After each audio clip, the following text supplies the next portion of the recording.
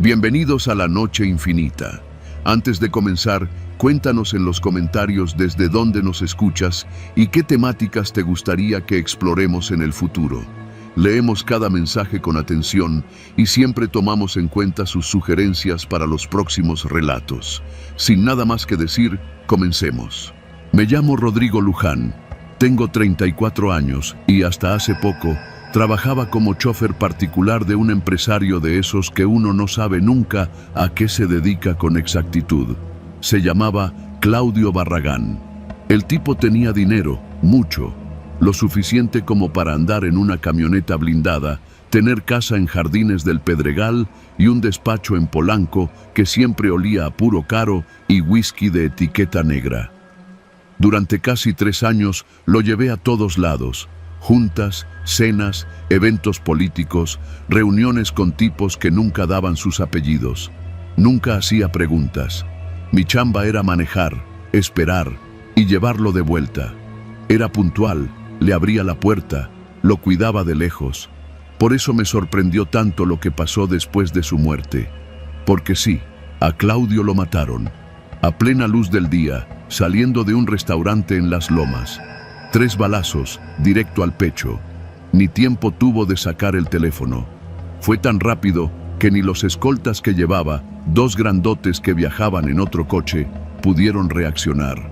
Pero lo que realmente me partió la cabeza vino después. Al día siguiente de su entierro, recibí una llamada de un despacho de abogados. Me citaron en un edificio elegante en la Roma Norte, de esos con recepcionista de voz monótona y café servido en vasos de vidrio delgados.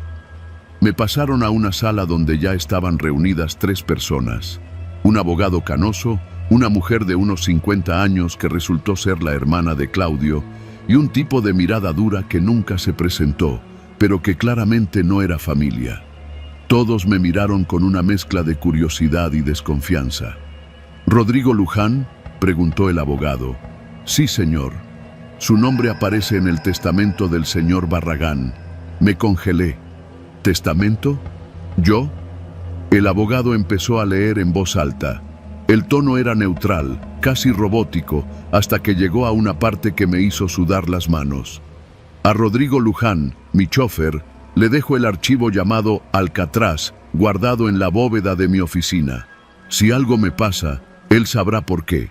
Y que quede claro, él es responsable de todo. El silencio fue brutal.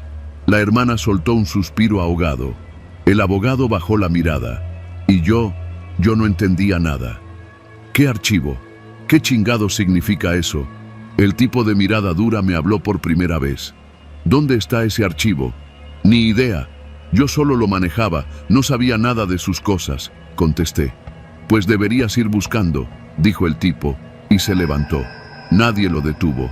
Salí de ahí confundido, furioso y con una paranoia que me comía vivo. Caminé hasta Insurgentes sin rumbo, mientras repasaba cada día que trabajé para Claudio. ¿Qué era Alcatraz? ¿Un código? ¿Una carpeta? ¿Y por qué me mencionaba como responsable? Esa noche no pude dormir. A la mañana siguiente tomé una decisión. Tenía que entrar a su oficina. Sabía dónde guardaba las llaves de la bóveda, una caja fuerte dentro de un librero oculto en su despacho.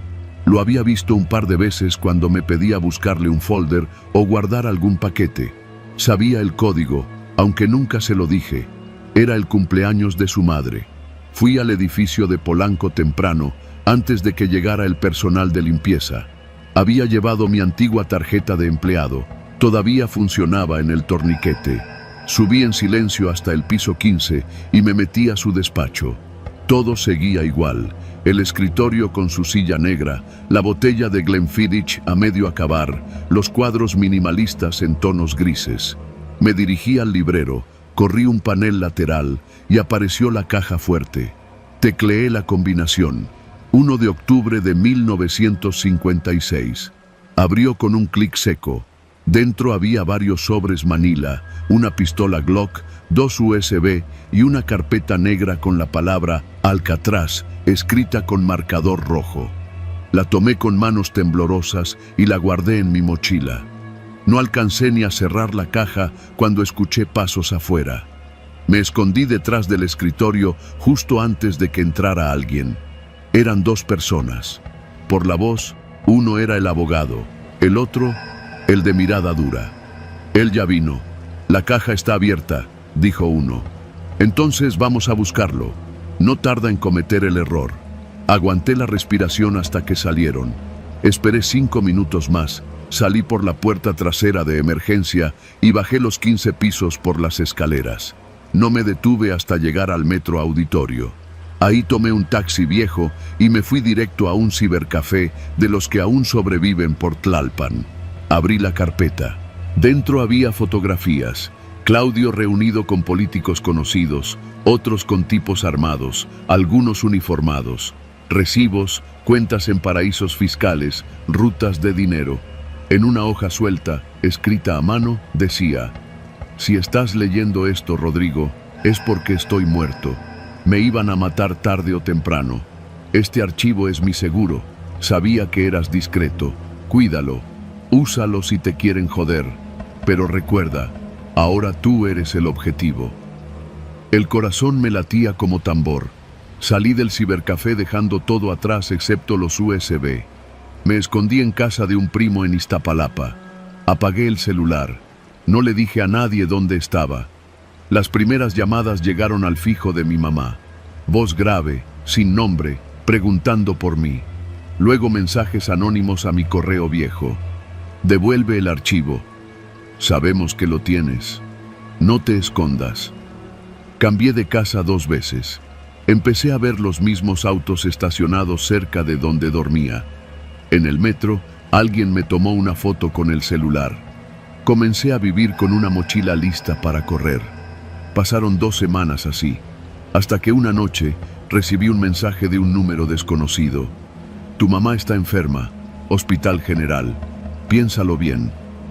Corrí como un loco, pero cuando llegué al hospital, mi madre no estaba ahí, ni enferma, ni internada, pero sí alguien esperándome en la entrada. El hombre de la oficina, camisa negra, voz tranquila. Sube al coche. Me apuntaba con algo bajo el saco. Subí. Dentro me habló sin rodeos. Dame los USB. No tengo nada.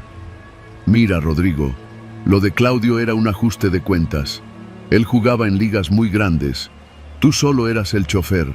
Si entregas lo que tienes, todo termina.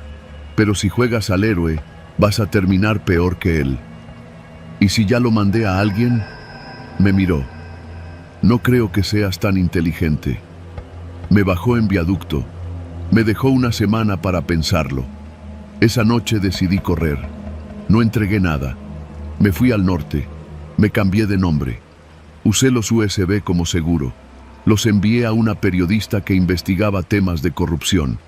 Nunca supe si los usó, pero días después vi en las noticias que un senador renunciaba por motivos personales y un comandante de la Marina era relevado por reestructuración.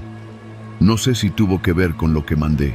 Solo sé que sigo vivo y que si estás leyendo esto y algún día alguien te nombra en un testamento con una advertencia como esa, corre, no mires atrás.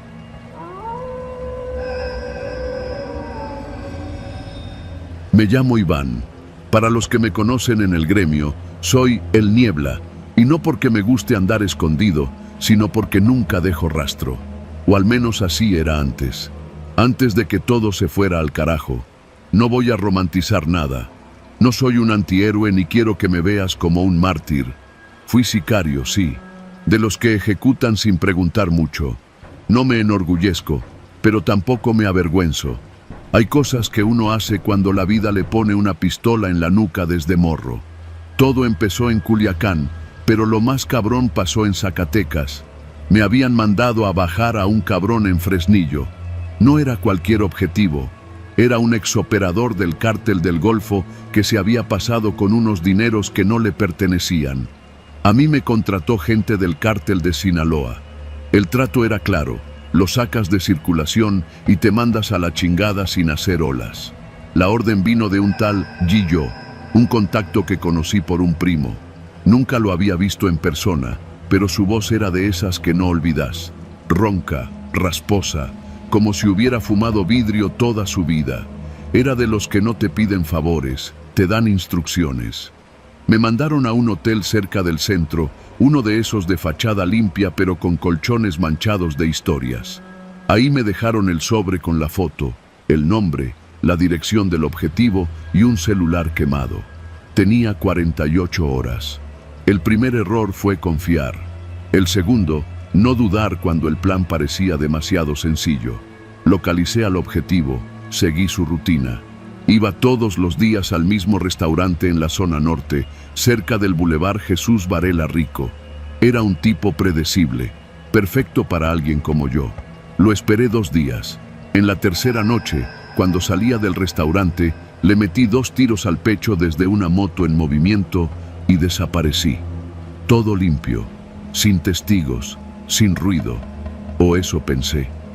Al día siguiente, el celular que me dejaron sonó. «Te la rifaste, Niebla. Ya estás fuera», dijo la voz de Gillo. Me tomé el primer camión a Aguascalientes. Pensaba esconderme unos días, dejar que el calor bajara.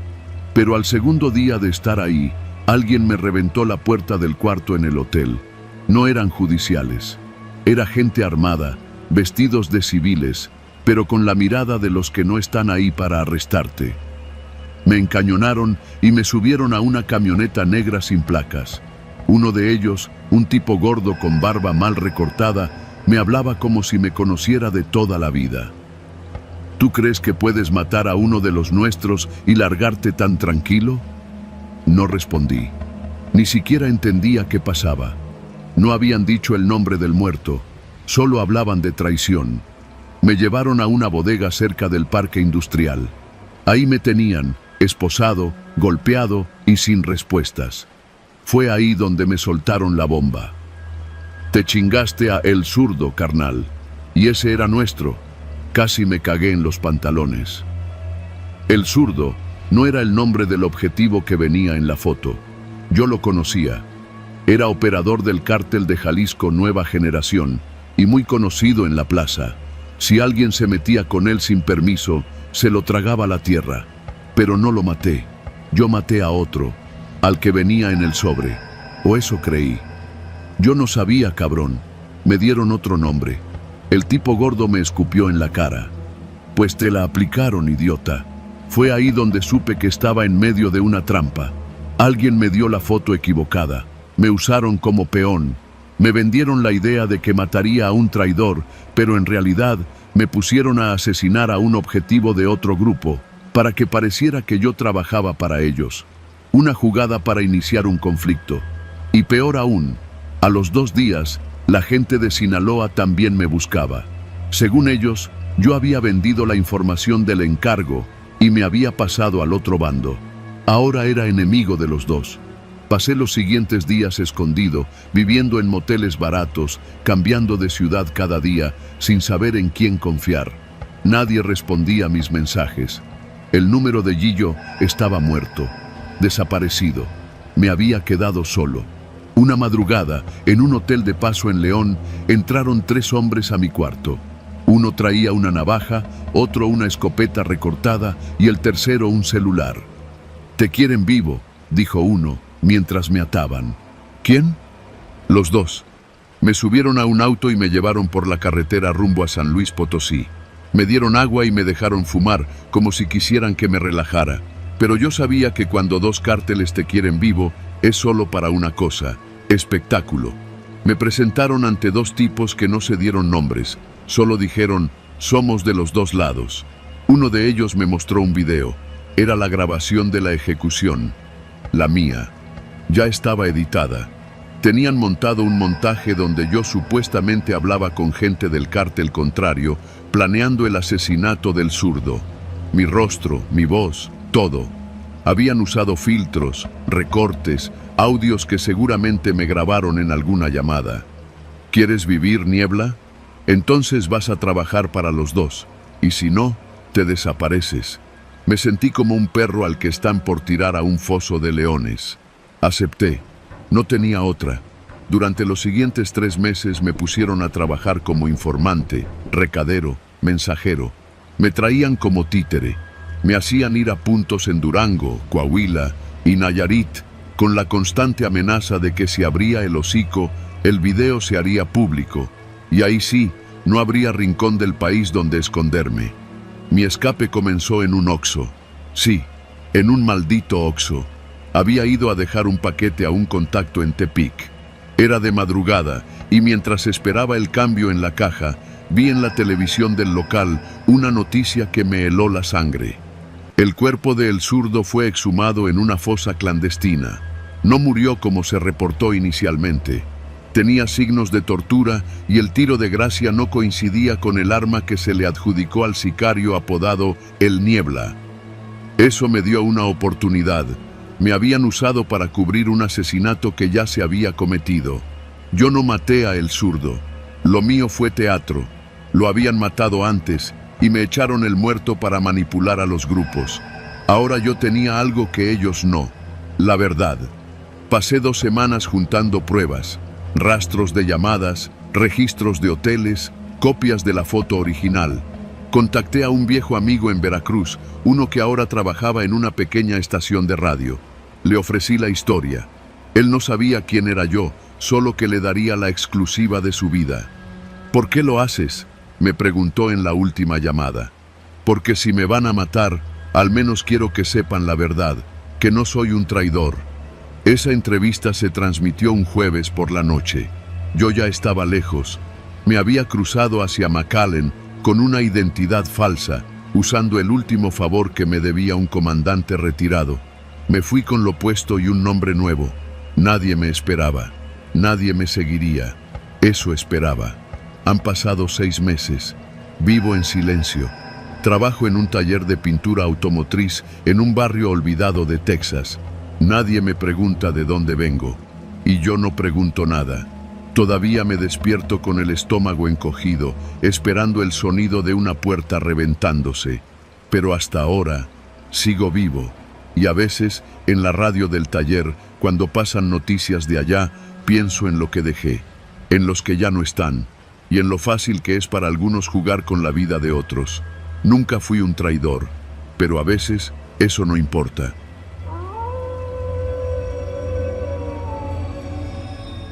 Trabajo desde hace unos 5 años como chofer particular y ayudante para un empresario que prefiere mantenerse en las sombras. No daré su nombre. Solo diré que se mueve en el norte del país y que su empresa, si se le puede llamar así, no aparece registrada en ningún SAT ni necesita publicidad.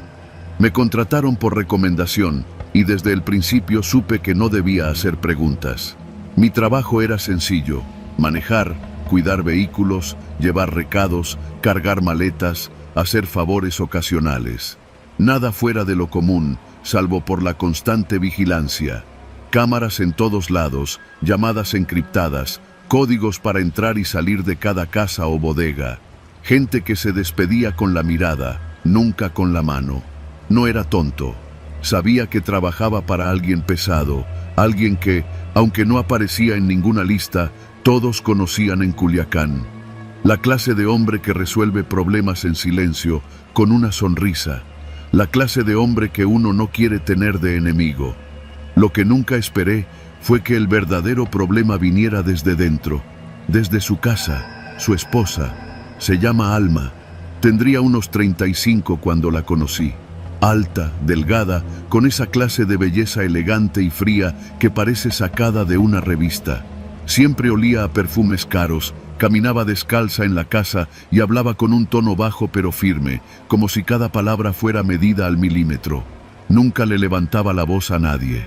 No necesitaba hacerlo. Todo el mundo le tenía miedo. La primera vez que me habló fue para pedirme que la llevara al centro. Su marido había salido a negociar a Sonora y no regresaría hasta el fin de semana. La llevé en una de las camionetas blindadas y durante el trayecto me preguntó si tenía esposa, hijos, si vivía solo, si ganaba bien. Respondí con cautela. Nunca supe si sus preguntas eran curiosidad o parte de una evaluación. Me miraba de reojo por el retrovisor. Cuando llegamos, me pidió que no la esperara, que la recogiera 2 horas después. Me pareció raro, pero obedecí. Desde entonces, las salidas se volvieron más frecuentes. Iba sola. Me daba instrucciones precisas y después desaparecía. Siempre regresaba con la misma calma, como si nada, hasta que un día no pidió salir. Me llamó a su recámara. Era media tarde. Hacía un calor infernal y los ventiladores no servían. Cuando entré, ella estaba recostada en un diván, con una bata de seda abierta hasta la mitad del muslo. Me pidió que cerrara la puerta y me acercara. ¿Estás cómodo aquí?, preguntó mientras bebía un vino rojo. Asentí, sin saber si debía hablar. ¿Te tratan bien? ¿Te dan lo que mereces? No supe qué responder. Me encogí de hombros. Me sudaban las manos. Ella se levantó, caminó hasta mí y me tomó de la barbilla. Me miró con una expresión que no supe leer. Luego, sin decir una sola palabra, me besó. No fue un beso torpe ni accidental. Fue uno de esos que cruzan la línea sin mirar atrás. Me quedé paralizado, pero no la detuve. No tuve el valor, y eso fue todo lo que necesitó. A partir de ese día, las cosas se salieron de control. No fue una vez, fueron muchas. En la casa, en hoteles, incluso en la propia camioneta. Siempre que el patrón estaba fuera.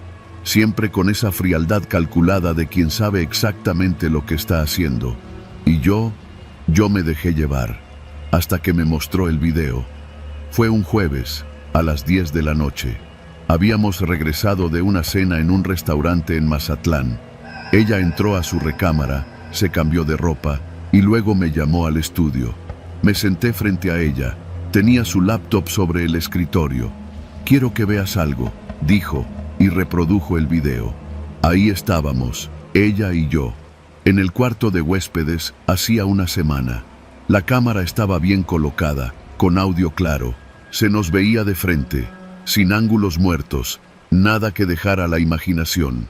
«¿Quién grabó esto?», pregunté, sintiendo cómo me fallaban las piernas. «Yo», dijo con naturalidad. «Tengo cámaras en todos lados». Cerró la laptop y me miró como si estuviera a punto de dictar sentencia. «Quiero que hagas algo por mí», dijo. «Y si te niegas, este video va directo a su teléfono». Me quedé callado. Sabía lo que eso significaba. No había margen de error. Nadie sobrevivía a traicionar al patrón. Nadie. «¿Qué quieres que haga?». Sonrió. Una sonrisa tenue, como si todo ya estuviera planeado. «Quiero que sigas acostándote conmigo, pero además quiero que lleves este sobre a la oficina de seguridad del patrón. En cuanto llegues, lo dejas en el buzón negro y te vas. No hables con nadie.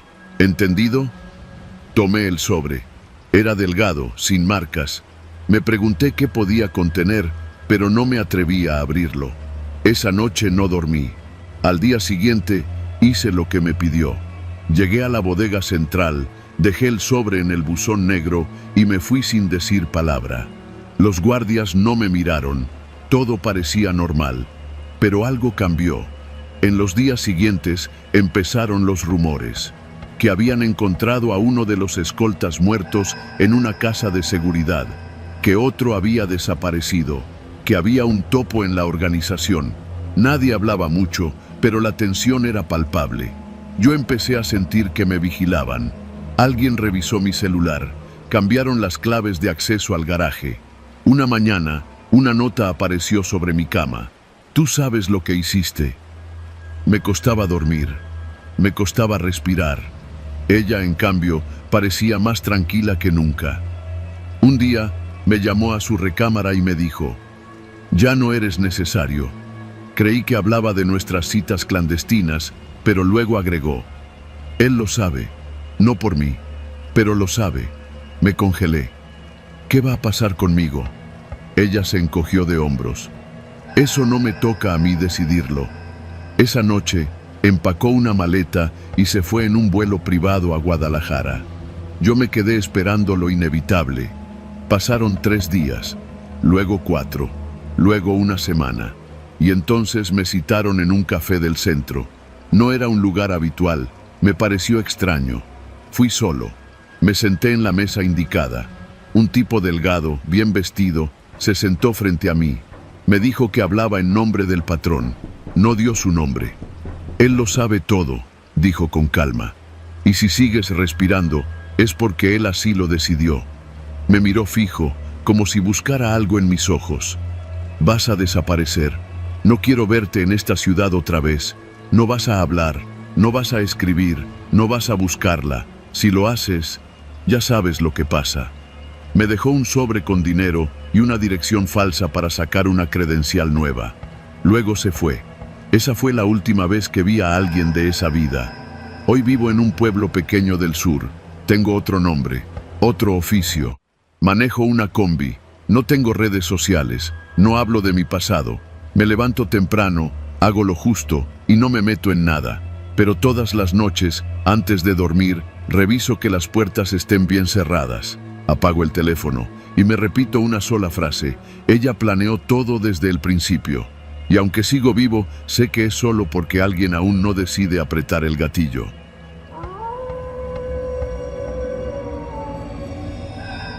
Nunca pensé que la noche en que todos mis compañeros murieron sería también la noche que me convertiría en un blanco. Y no cualquier blanco, un objetivo personal para los mismos que antes me llamaban hermano. A veces me pregunto si debía haber muerto con ellos, pero sigo aquí, y ellos lo saben. Vivo escondido desde hace casi un año, aunque esa palabra escondido no describe bien la rutina diaria de alguien como yo.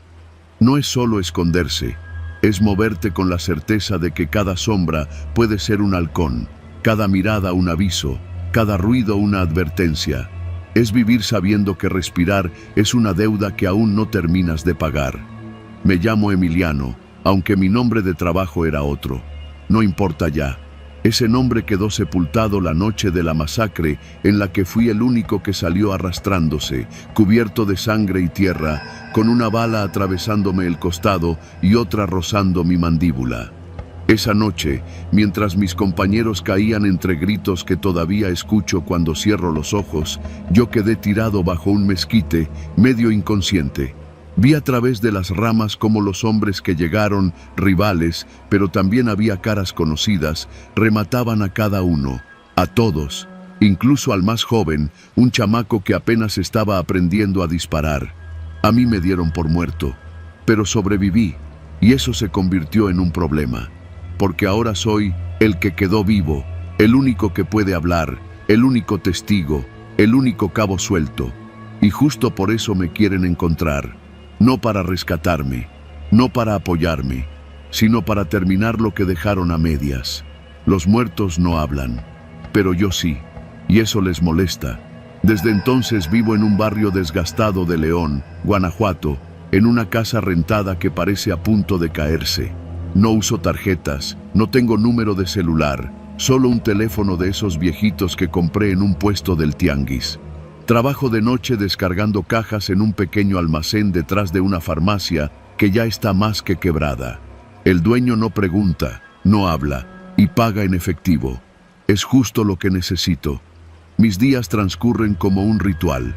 Me despierto pasadas las 2 de la tarde, compro algo rápido en la miscelánea de la esquina, veo por la ventana durante varios minutos para asegurarme de que nadie me está vigilando y salgo cuando el sol ya va de bajada.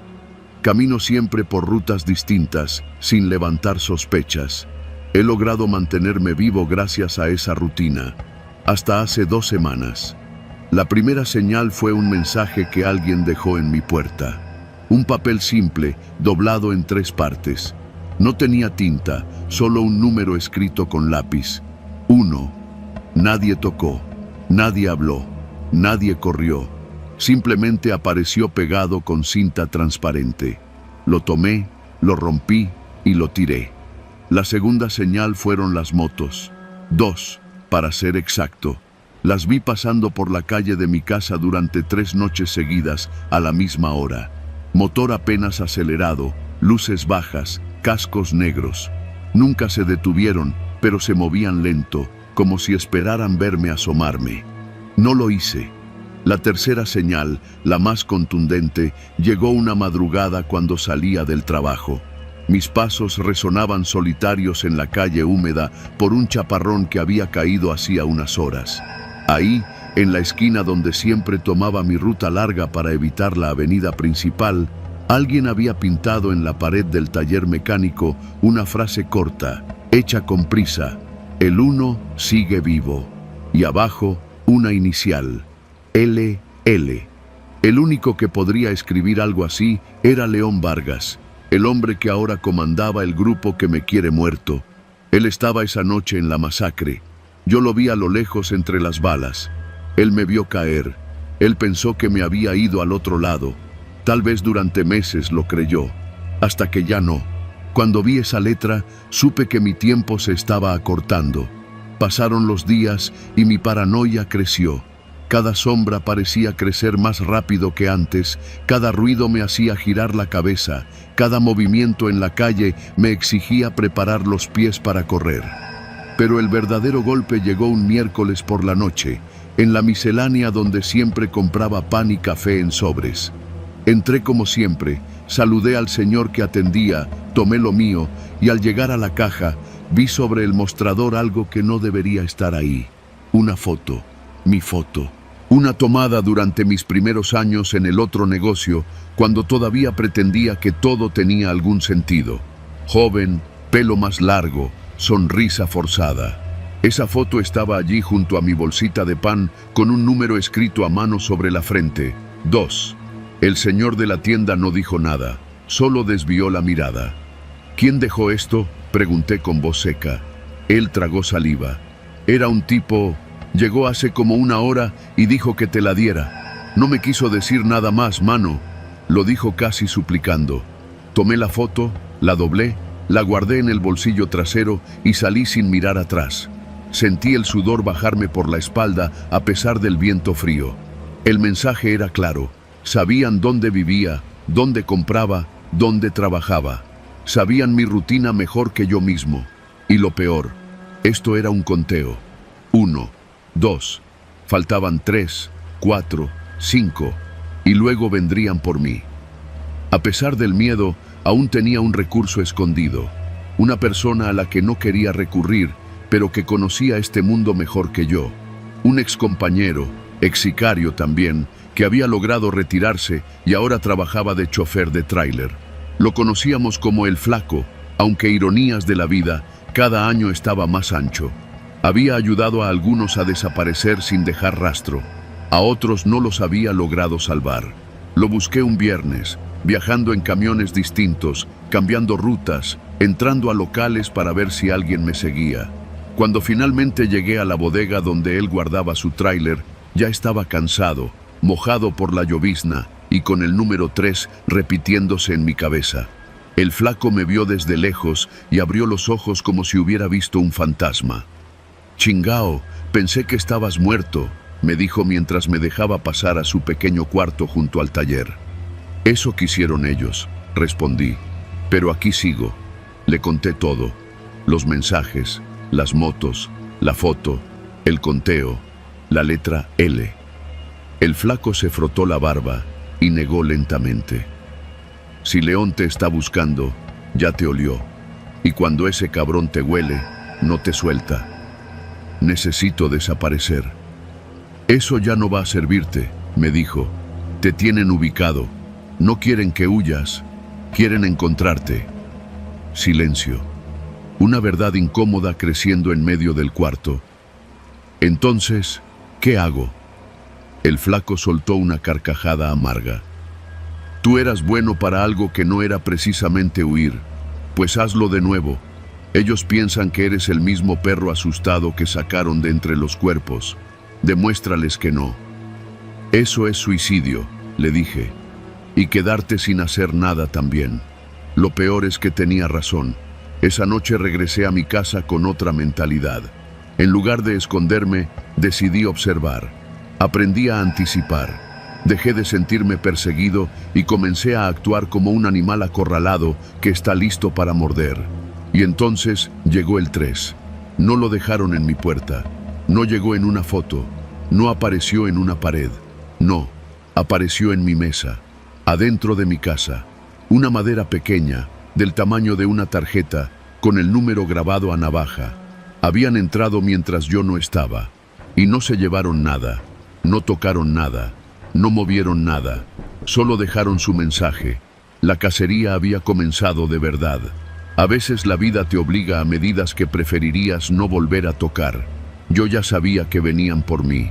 Lo único que no sabía era cuándo. Así que hice lo que sabía hacer, preparé el terreno. Al día siguiente desmonté parte del piso falso de mi closet, donde desde que llegué a aquella casa había escondido un arma corta. No era la mejor, no tenía tantas municiones, pero en las manos correctas es más que suficiente. Esa misma noche todo comenzó a moverse.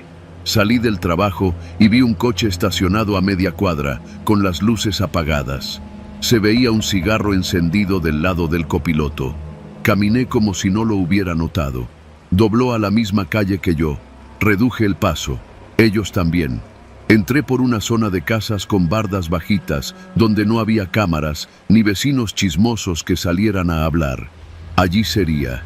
Seguí caminando, escuchando el motor detrás de mí, lento, paciente, como depredador. Cuando estuve en la parte más oscura, me giré en seco y levanté la mano derecha. El coche frenó de golpe.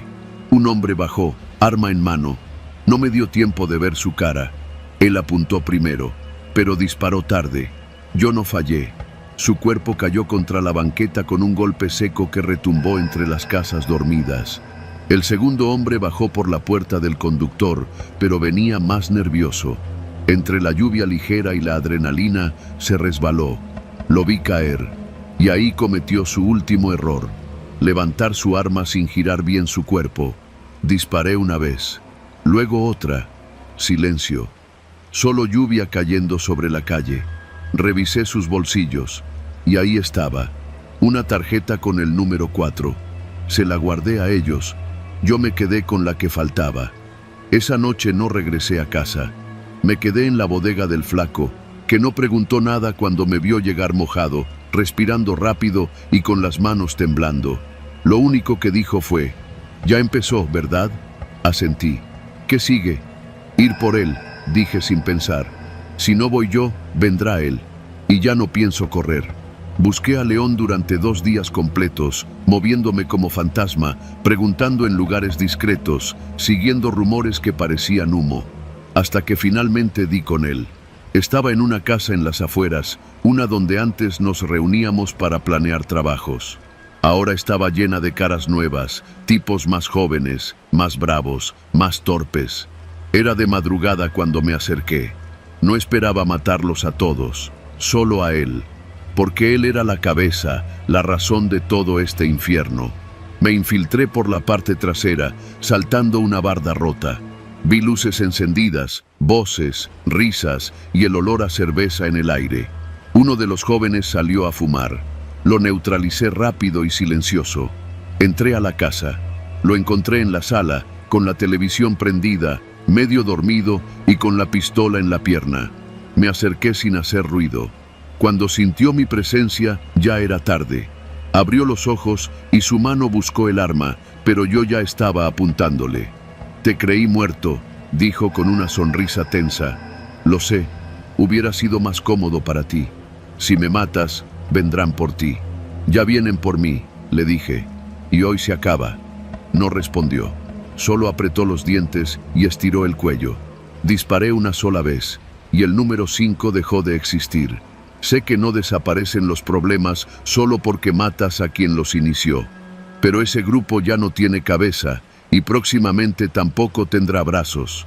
Los jóvenes que vi ahí no son como los viejos que me tocó conocer. Son impulsivos, desorganizados, y sin un líder no podrán coordinar nada grande. Sé moverme mejor que ellos, sé esconderme mejor que ellos, y sé sobrevivir mejor que ellos. No me engaño. Sé que el peligro no se ha ido, pero por primera vez desde aquella noche bajo el mezquite, siento que tengo espacio para respirar, que no todo se cierra, que no todo se pierde. Sigo vivo, y esta vez no es por accidente, porque aprendí que cuando eres el que quedó vivo, no esperas a que los demás decidan tu final. Lo escribes tú mismo, con tus manos, con tu historia, con tus cicatrices, y yo todavía no termino la mía.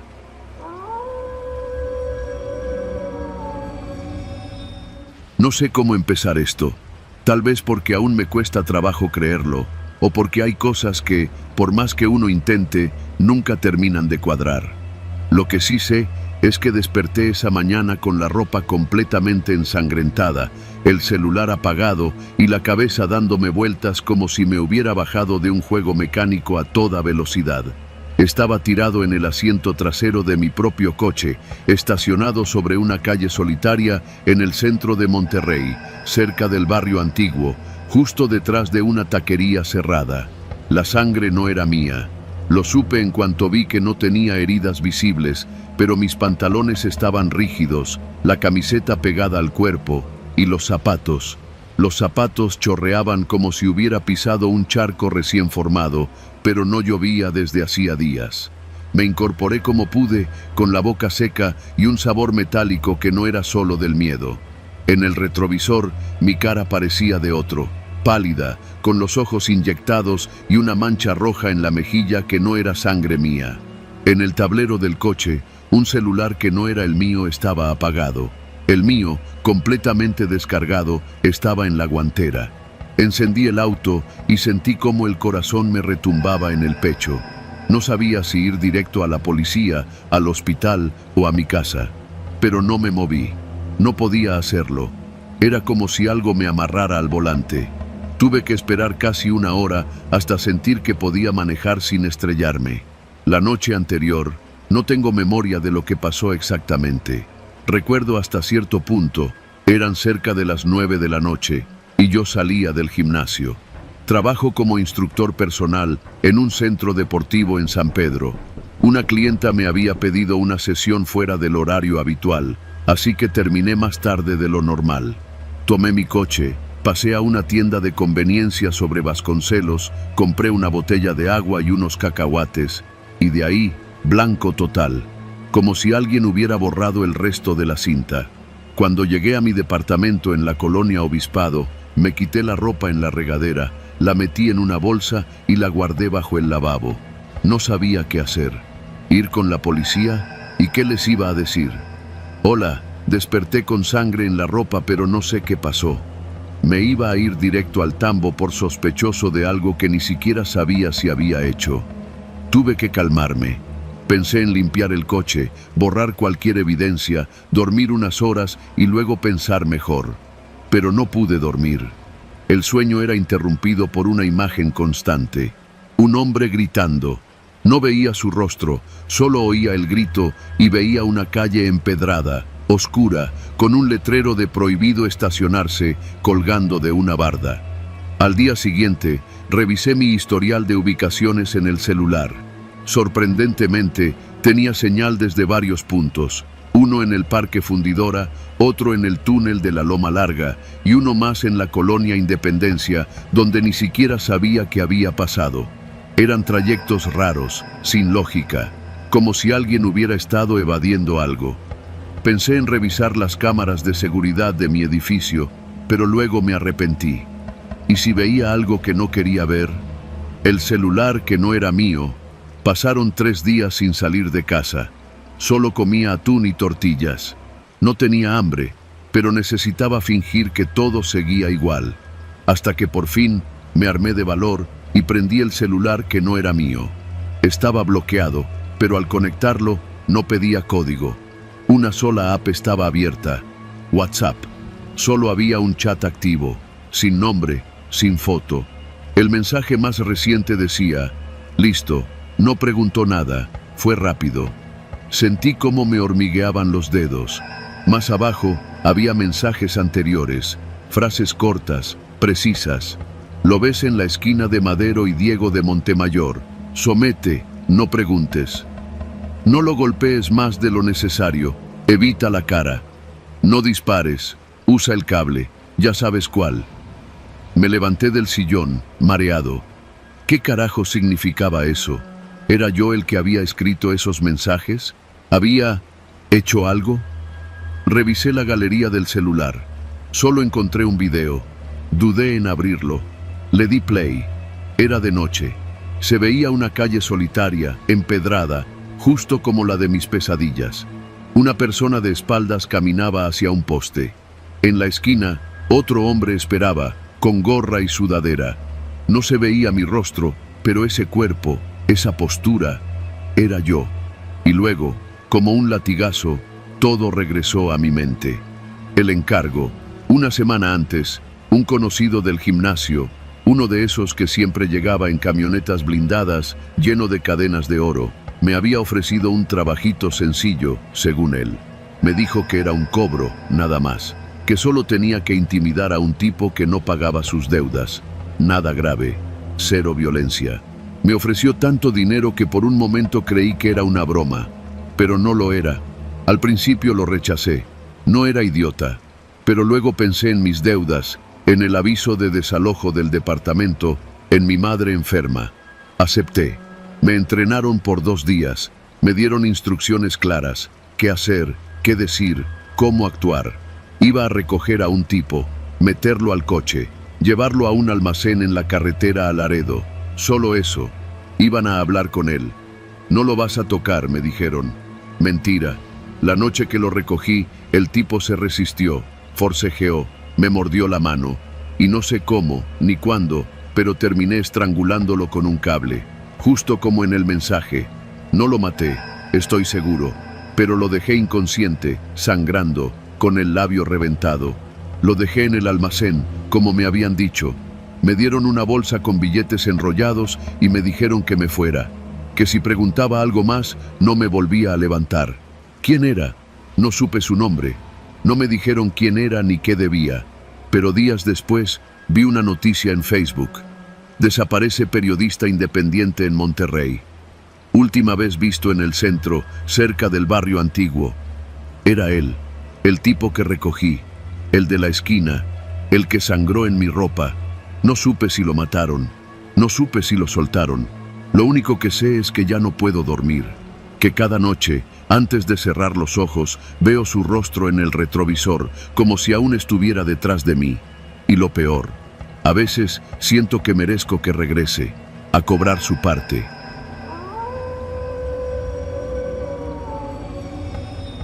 Me llamo Eduardo, tengo 42 años y trabajo como técnico de mantenimiento en un edificio viejo de oficinas en la colonia Doctores, en la Ciudad de México. Es un empleo tranquilo, aunque mal pagado, pero me da tiempo libre. Tiempo que, a veces, no sé cómo llenar. Quizá por eso terminé obsesionado con una estación de radio que no aparecía en ningún dial oficial. Todo empezó hace poco más de 3 meses. Estaba arreglando la antena del estéreo en mi departamento, uno de esos Philips ochenteros que me regaló un tío. Siempre me ha gustado oír radio de noche, no para escuchar música, sino voces. Me reconforta oírlas hablar cuando la ciudad parece que se apaga. Esa noche, girando lentamente el dial de frecuencia modulada, encontré una señal rara. Casi todo era estática, pero entre ella, una voz grave, cansada, se colaba de vez en cuando. Me detuve, giré el sintonizador con más precisión y de pronto la señal se aclaró. Esto no lo hago por redención, decía la voz. Lo hago porque nadie me puede callar ya. Me congelé. No era un programa cualquiera. Era una especie de confesión, pero no como las que uno oye en estaciones de radio populares, con testimonios de alcohólicos en recuperación o historias de superación. Número. Era diferente. Esa voz, masculina, con acento del norte, dura, hablaba como si supiera que nadie la iba a interrumpir, como si hablara desde un lugar donde la policía no llega. Yo maté al ingeniero porque me pagaron, no porque me cayera mal.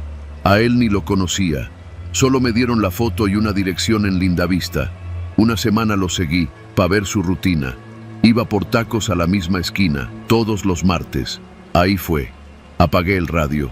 No sabía qué pensar. Parte de mí creyó que era una dramatización, como esas radionovelas raras que algunos artistas independientes arman por internet. Pero había algo en el tono de esa voz, no sé, sonaba demasiado real. Volví a encenderlo. Le disparé una vez, directo en la nuca. Cayó como trapo. No hice ruido. Caminé 3 calles, me subí al Tsuru que me prestaron y no volví a mirar atrás. Era la frecuencia 98.7. Pero en ese número se supone que está una estación de pop internacional. Sin embargo, Ahí no había música, ni jingles, ni comerciales. Solo esa voz. Hablaba lento, con pausas largas, como si fumara entre frases. Lo más raro fue que la transmisión no tenía inicio ni fin. A veces comenzaba a media frase, a mitad de una historia, y cuando se cortaba, no había cierre. Ni música, ni despedida. Nada. Decidí grabar un fragmento con una app del celular. Al día siguiente, lo llevé a la oficina y se lo mostré a mi compañero Martín, que antes había trabajado en producción de audio. Lo escuchó con atención. «Esto no es radio comercial», dijo en voz baja.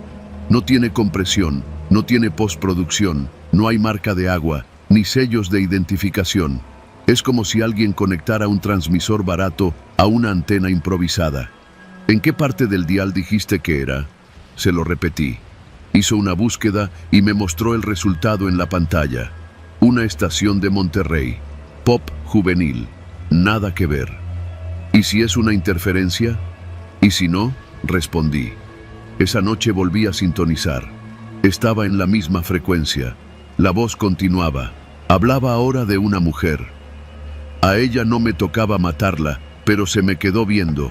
Demasiado tiempo. Yo sabía que si la dejaba viva, me iba a chingar. Me tembló la mano, lo admito. No era lo mismo que con los otros. Ella gritó. La respiración del narrador se escuchaba entrecortada, casi nostálgica. Cada palabra que decía no parecía parte de un guión. Era un desahogo. Esa madrugada no dormí. Me quedé oyéndolo hablar. Narraba todo con una claridad que dolía. Sitios, fechas, calles, nombres a medias. Detalles que solo alguien que estuvo ahí podía saber. Comencé a tomar notas. Compré un cuaderno solo para eso. Lo llené de fechas, nombres y datos, como si pudiera conectar puntos, como si resolver el rompecabezas me fuera a servir de algo. Y entonces pasó lo peor. Una noche, la voz cambió. Hoy no voy a contar una historia vieja. Hoy voy a hablar de alguien que me escucha. El sudor me recorrió la frente. Me paralicé. Él se llama Eduardo. Vive solo, en la Doctores. Escucha mi frecuencia cada noche. Toma notas. Cree que me va a encontrar. Me levanté de golpe y apagué el radio. No podía ser. Nadie sabía que yo lo escuchaba. Nadie sabía mi nombre completo, ni dónde vivía. Me asomé por la ventana. Todo parecía normal. Los perros ladraban en la distancia. El farol frente al edificio parpadeaba, como siempre. Pero sentí que alguien me estaba observando. No dormí, ni esa noche, ni las que siguieron. Un día llegué a casa y encontré una hoja bajo mi puerta. No tenía remitente, solo una frase, escrita con letra temblorosa. No le cambies de estación. Llamé a la policía. Vinieron 2 patrullas. Revisaron el edificio, tomaron mi declaración, pero no hicieron mucho. Dijeron que probablemente era una broma pesada. ¿Broma? Nadie tenía acceso a mi departamento. Nadie sabía de la radio. No tenía redes sociales y no lo había contado a más de 2 personas. Aún así, dejé de escucharla. O eso intenté. La curiosidad es una enfermedad lenta.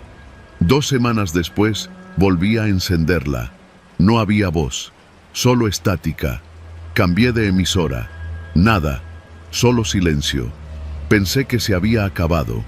Hasta que, una mañana, al abrir la puerta de mi casa, encontré una USB en el tapete. Sin mensaje, solo el dispositivo.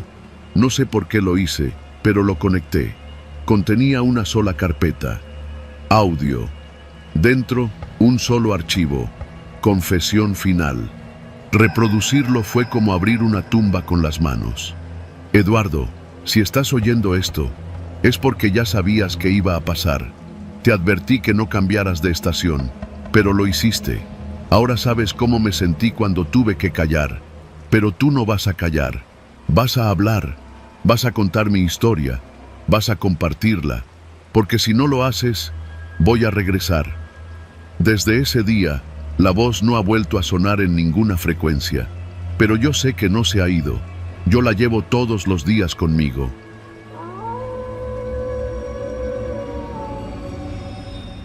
Nunca pensé que pedir ayuda psicológica pudiera ponerme en peligro. Al contrario, creí que sería la forma de salir del agujero en el que llevaba tiempo metido. Todo empezó cuando en la oficina comenzaron a presionarme más de la cuenta. Trabajo en una empresa de distribución cerca de Azcapotzalco, el típico lugar donde los jefes se sientan en oficinas con aire acondicionado mientras uno lidia con camiones atrasados, clientes furiosos y compañeros que solo aparecen cuando el trabajo ya está hecho. Terminé buscando terapia porque sentía que me estaba quebrando. No dormía bien, comía mal y llevaba semanas con una sensación constante de que algo iba a salir mal. Mi hermana me recomendó un psicólogo que, según ella, había ayudado a varios conocidos suyos. Es muy bueno, casi milagroso, me dijo. El consultorio estaba en una casa antigua de la calle Séptima, una privada pequeña que conectaba con una avenida principal, pero que curiosamente se sentía aislada del ruido de la ciudad. Desde la primera vez que fui, algo me pareció raro, aunque no supe explicarlo. Era una casa grande, de paredes color crema, con un portón de metal negro y ventanas protegidas por rejas gruesas. El psicólogo se llamaba Brunel, un hombre de cabello canoso, barba recortada y una mirada tan fija que te hacía sentir desnudo, como si pudiera ver absolutamente todo de ti sin que dijeras palabra. Su consultorio era una habitación amplia, con estantes llenos de libros que parecían nuevos y un ventanal muy alto que daba a un patio interior. Mejor dicho, un ventanal enorme al que nunca le vi las cortinas abiertas, como si el exterior quedara prohibido. Desde la primera sesión se mostró muy atento. No tardó en identificar mis problemas: estrés laboral, ansiedad anticipatoria, baja autoestima laboral. Hablaba con una seguridad tal que me hacía sentir en manos de un experto. Me gustaba su voz. Era calmada, profunda, de esas que parecen meter orden en el caos que uno trae por dentro. Pasaron varias semanas antes de que todo empezara a cambiar. Las primeras señales fueron pequeñas, comentarios sutiles sobre mis jefes. Yo le hablaba de los atrasos, de cómo me levantaban la voz sin razón, de la injusticia de cargar con errores ajenos. Él solo asentía, mirándome con una mezcla de comprensión y algo más, algo que en ese momento no quise reconocer. Ellos no valoran lo que haces, me decía. Están acostumbrados a explotar a gente como tú. No es justo. Lo decía con un tono tan convincente que me hacía sentir que finalmente alguien entendía lo que vivía. Después vinieron las preguntas. ¿Y si tuvieras la oportunidad de cambiar las cosas? ¿Alguna vez has pensado en defenderte? ¿Qué pasaría si hubieras nacido con una personalidad distinta, una más fuerte, una que no permitiera abusos? Nunca lo dijo directamente, pero insinuaba que yo debía hacer algo más que soportar. Y poco a poco, esas ideas comenzaron a hacer eco en mi cabeza. Fue como si mi vida empezara a dividirse entre lo que yo era y lo que él decía que podía ser. Una tarde, al salir del trabajo, me llamó desde un número desconocido. «Hoy te noté muy tenso en la sesión», me dijo. «¿Tus jefes te hicieron algo?» Se me heló la sangre. No le había contado que había tenido reunión con ellos. La siguiente sesión fue aún más extraña. Llegué al consultorio y él ya estaba sentado, no en su sillón habitual, sino en una silla más cercana a la puerta, como si me hubiera estado esperando desde hacía rato.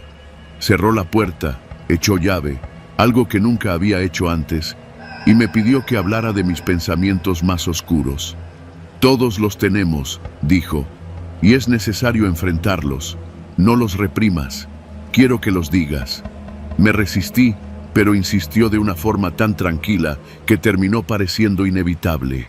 Le conté que a veces imaginaba a mis jefes recibiendo el mismo trato que nos daban a nosotros, que alguna vez me había visualizado gritándoles en la cara, empujándolos, incluso golpeándolos cuando la frustración era demasiada.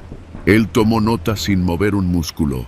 «Eso que sientes se llama impulso de corrección», explicó. «Las personas sometidas desarrollan una necesidad de equilibrar la balanza. No es violencia, es justicia emocional. La palabra justicia comenzó a taladrar mi mente desde ese día. Un par de semanas después, Brunel decidió cambiar la dinámica de las sesiones. En lugar de sentarme en el sillón de siempre, me pidió moverme a una silla más baja, justo frente a él. «Quiero que trabajemos en tu capacidad de tomar decisiones difíciles», me dijo. Empezamos con ejercicios de imaginación guiada. Él narraba situaciones donde tenía que elegir entre obedecer o enfrentar. Me preguntaba qué haría si viera a mis jefes maltratando a alguien, si viera injusticias en la calle, si pudiera detener a alguien que hace daño. Yo respondía como podía, pero cada respuesta parecía decepcionarlo. «Sigues pensando como víctima», me dijo un día. «Necesitas fortaleza». Y entonces llegó la sesión que cambió todo. Ese día, cuando entré, noté que el consultorio estaba más oscuro que de costumbre. Solo estaba encendida la lámpara de escritorio, dejando el resto de la habitación en penumbra. Brunel me pidió que me sentara y, sin dar más explicación, me mostró una fotografía. Era el rostro de uno de mis jefes, el jefe de área de logística. «Dime qué sientes cuando lo ves», dijo, sin emoción. Me quedé mudo. No podía entender por qué tenía una foto de él. «¿Cómo consiguió eso?», pregunté. «No es importante», respondió.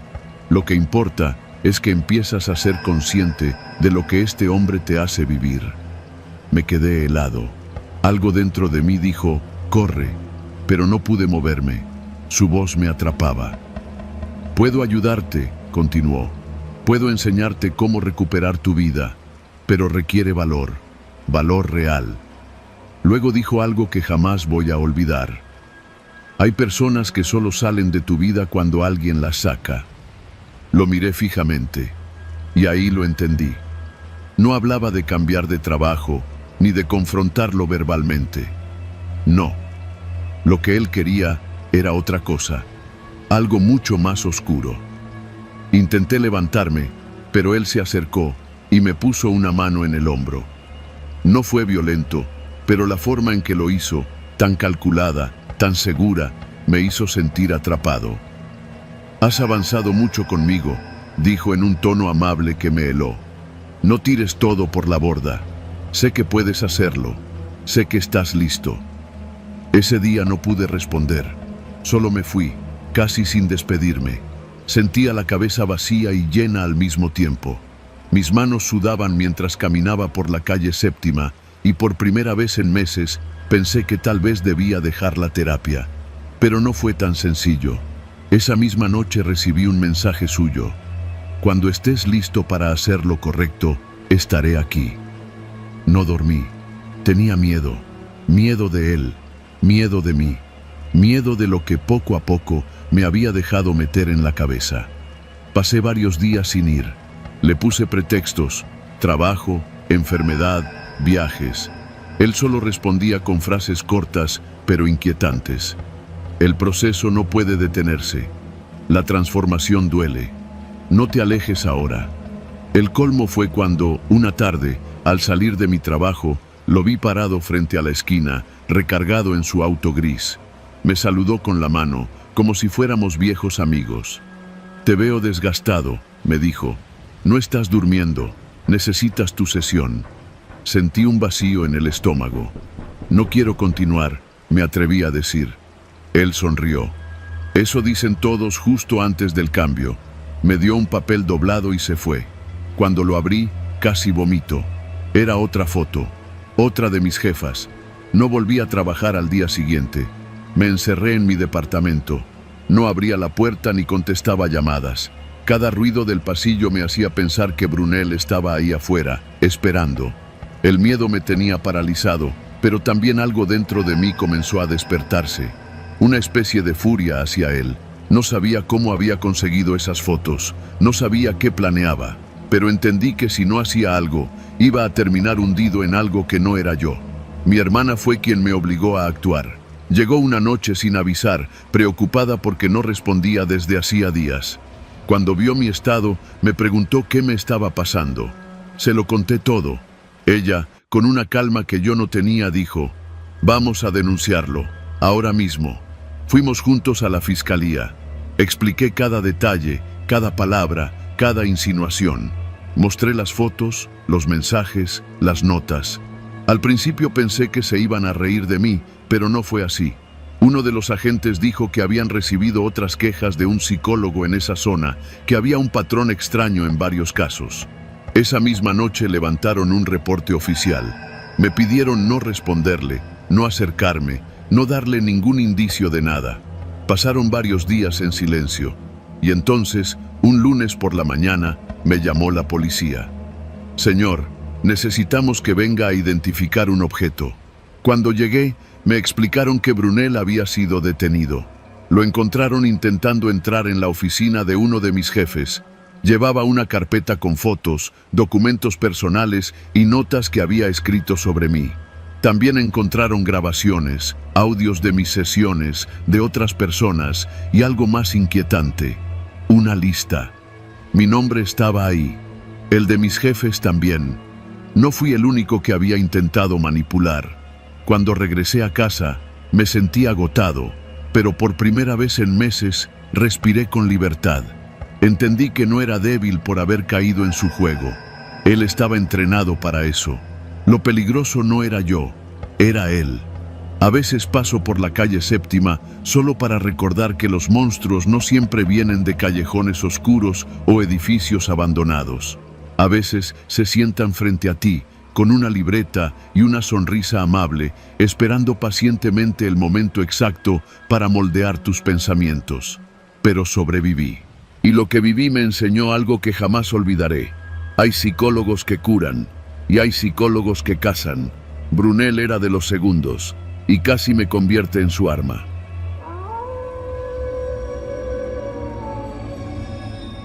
Nunca pensé que algo que hice cuando era apenas un chamaco me alcanzaría tantos años después, menos aún que regresaría convertido en algo que yo nunca habría imaginado. Pero ahí estaba, esa noche en Ecatepec, enfrentando el pasado que juré que ya había enterrado. Yo tenía alrededor de 35 años. Vivía solo en un departamento pequeñito en la calle Río de Luz, un lugar que uno aprende a querer por costumbre y no por bonito. Trabajaba como taxista de aplicación desde hacía ya varios años, turnos largos, rutas pesadas, clientes borrachos, clientes callados, clientes de todo tipo.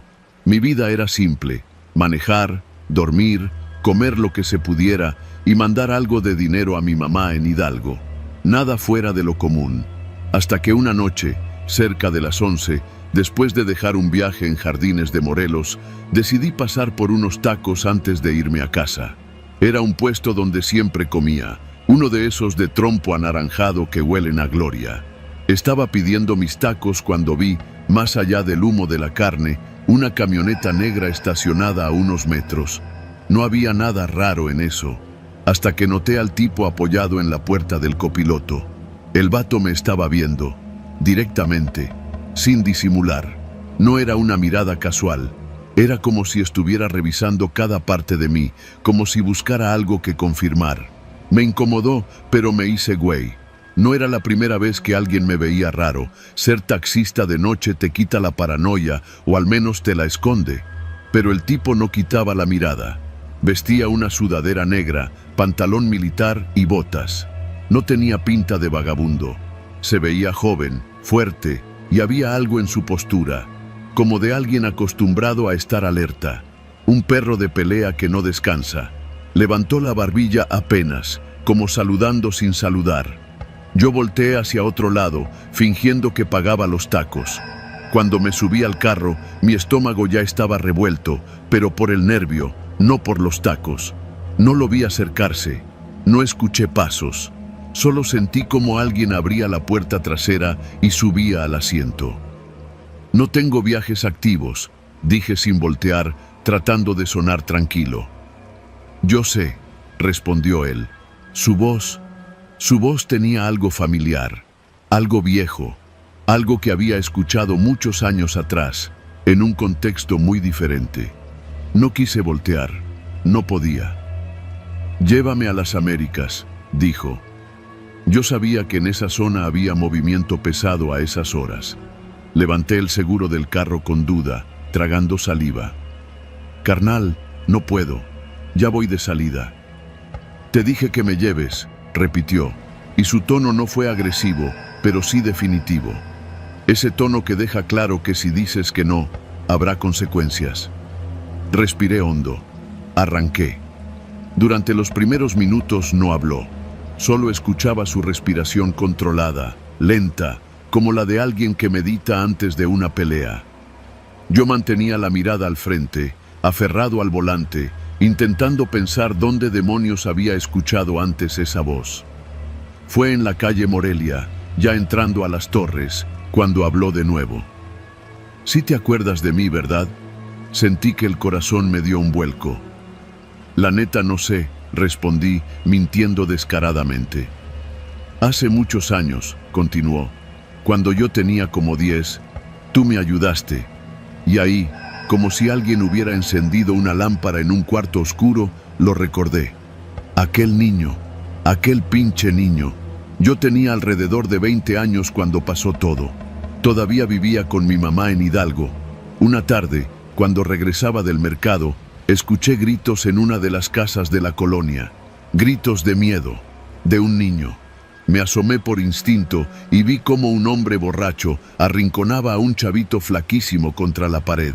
El morro estaba llorando y el tipo le levantó la mano para pegarle con un cable. Yo siempre he tenido la maldita costumbre de meterme donde no me llaman, así que entré y empujé al tipo. No fue una pelea heroica, fue torpe, rápida. El borracho cayó de nalgas y yo salí corriendo con el niño de la mano. Lo escondí en nuestra casa. Mi mamá llamó a una tía del chamaco y al día siguiente se lo llevaron. El niño me abrazó antes de irse. Me dio las gracias, entre mocos y lágrimas, y me dijo: «Cuando esté grande, te voy a ayudar yo a ti». Yo solo le revolví el cabello y le dije que no dijera tonterías. Pero ahora estaba en mi carro, y no era un niño, era un sicario. Y la forma en que me lo dijo esa noche, en voz baja, sin emoción, me dejó claro que no era un agradecimiento normal. Era como si hubiera venido a saldar una deuda que él mismo había convertido en algo retorcido. «¿Cómo te llamabas?», pregunté, aunque ya sabía. «Me sigues diciendo morrito, como antes», respondió, y se rió. Pero no era una risa alegre, era seca, contenida, como si su alma ya estuviera cansada. Llegamos a la avenida central cuando me pidió que doblara hacia una privada oscura. Ahí fue cuando sentí verdadero miedo. «Carnal, ya es tarde, no puedo meterme por acá, está pesado», le dije. «Tú tranquilo, no te va a pasar nada, contigo no». Ese «contigo no» me perforó el pecho, porque significaba que con otros sí. La camioneta negra que había visto en los tacos apareció justo detrás de nosotros. Me siguió pegadita. Las puertas de la privada se abrieron solas, como si ya estuvieran esperando la escena. Cuando el morro habló de nuevo, su voz sonó más cruda. «Yo también hubiera muerto si no me sacabas de esa casa», dijo. «Nadie me cuidó después. Nadie. Hasta que me encontraron ellos. Ellos». No necesitaba preguntar quiénes eran. «¿Y por qué me buscaste?», pregunté, sintiendo que las manos me sudaban tanto que casi soltaba el volante. El morro se inclinó hacia adelante. Sentí el frío de su mirada clavarse en mi nuca. «Porque hoy tenían un encargo. Un cabrón que maneja un Aveo gris, igualito al tuyo. Mismo modelo, mismo año, mismo color, mismo rumbo». Mi corazón dio un brinco. Una confusión total me golpeó. «¿Me iban a matar a mí?», pregunté con la voz rota. «No». Una pausa larga. «Pero no iban a revisar 2 veces. Y esos güeyes no fallan». Los autos en la privada se detuvieron. La camioneta negra se emparejó. Dentro había hombres armados, hombres que claramente estaban esperando su señal. El morro se bajó del carro. Antes de cerrar la puerta me dijo: «Ya pagué mi deuda contigo, vete y cambia de coche, hoy mismo». Luego agregó algo que me heló más que todo lo anterior: «Si te vuelvo a ver, ya no va a ser como amigo, y yo nunca dejo trabajos a medias». Cerró la puerta. Los de la camioneta lo dejaron ir. A mí, ni siquiera me miraron. Metí reversa como un loco. Salí de la privada sin ver los topes, sin revisar espejos. Solo manejé. Manejé sin destino, sin aliento, sin entender qué demonios había pasado. Llegué a mi departamento casi a la 1 de la mañana. No pude comer los tacos, no pude dormir. Me pasé horas viendo el carro estacionado afuera. Al amanecer hice lo que él me dijo. Vendí el Aveo, compré un Tsuru viejísimo, cambié número de teléfono, borré la aplicación, pedí trabajo en una bodega, dejé de manejar de noche, dejé de pasar por esos rumbos. Nadie supo nunca lo que pasó esa noche, pero yo sí, y aunque sobreviví, desde entonces vivo con una certeza. A veces, salvar a alguien también tiene un precio, y tarde o temprano, todos vienen a cobrar.